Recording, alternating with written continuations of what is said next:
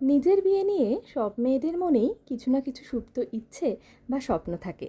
তেমনি আমার মনেও এরকম কয়েকটা ইচ্ছে ছিল। কিন্তু নিম্ন মধ্যবিত্ত পরিবারের মেয়ে হয়ে জন্মে সব ইচ্ছে তো আর পূরণ করা সম্ভব হয়ে ওঠে না। তাই সবকটা না হলেও দু একটা ইচ্ছেই পূরণ করার চেষ্টা করেছি মাত্র। সেই ইচ্ছেগুলোর মধ্যেই ছোট্ট একটা ইচ্ছে হলো বরের নাম লেখা মুকুট পরা।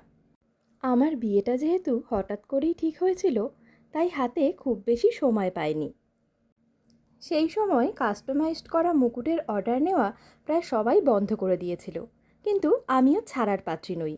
আমার মনে তখন জেদ ধরে গিয়েছিল যে বরের নাম লেখা মুকুট আমি পরবই।